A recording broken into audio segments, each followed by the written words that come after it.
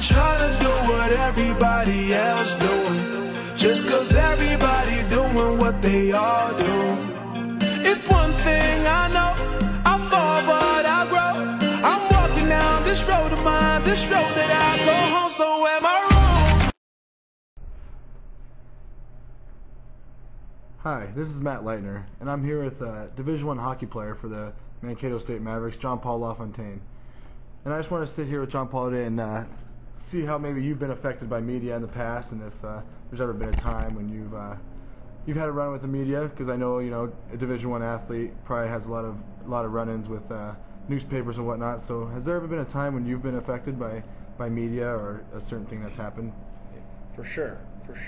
I think this year, especially junior year, coming into my junior year, I had a really good freshman year, not a very good sophomore year, and the media really let me know how I felt about that sophomore year.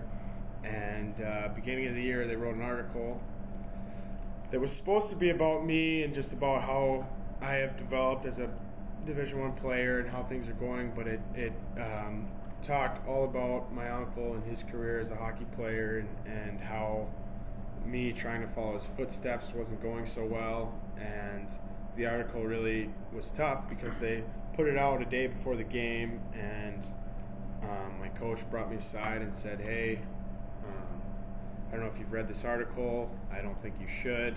I don't think you have any right to know what's going on. I think you should just not worry about it. And I think media really tries to get under people's skin sometimes, especially being a Division I player. It's tough to handle things sometimes.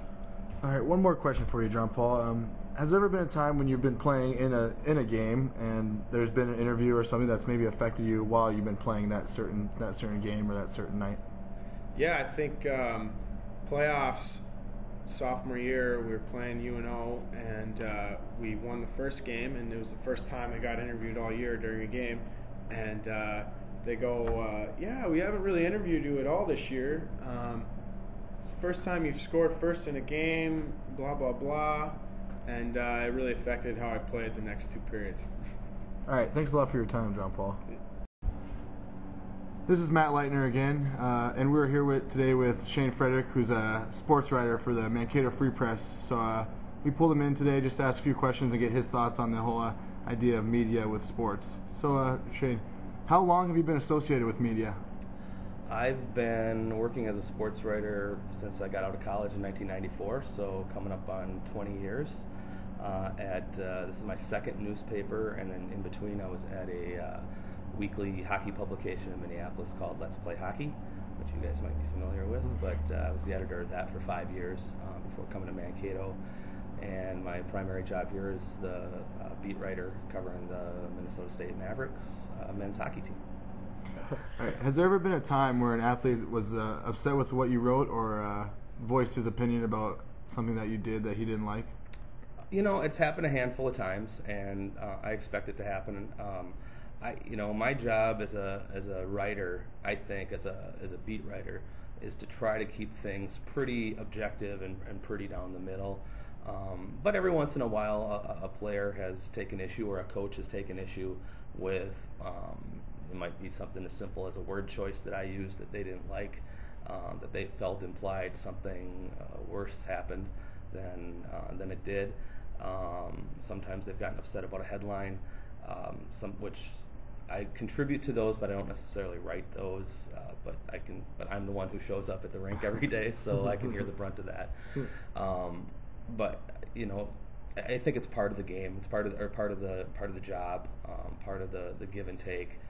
You're going to write some things from time to time, and I do some opinion things, whether it's on social media with my blog or on or once a week I write a column, and certainly that has the capability of ruffling some feathers. And I think the best way for me to handle that is just to make sure that I show up and listen to what people have to say about it, and hopefully everybody can move on. I don't think everyone's ever shut me out or said that I was so unfair that they never talk to me again. I do know writers that that's happened to, and so I hope it doesn't happen, but I fully aware that it could.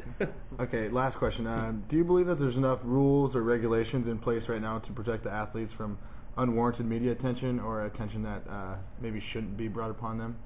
It's a tough time. I mean, to be, I think, a person in media and an athlete who's in the public eye.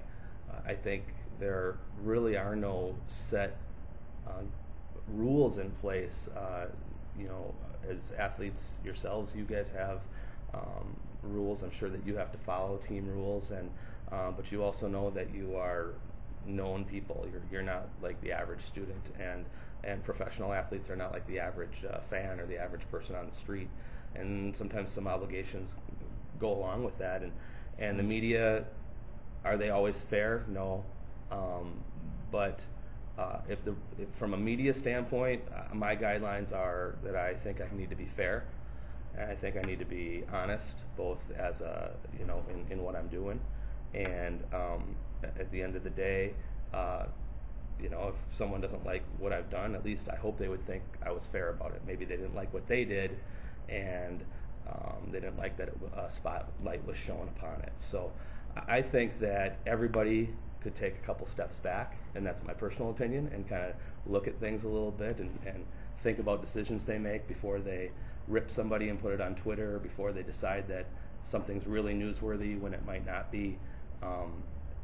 But at the same time, all that stuff is kind of fair game, just because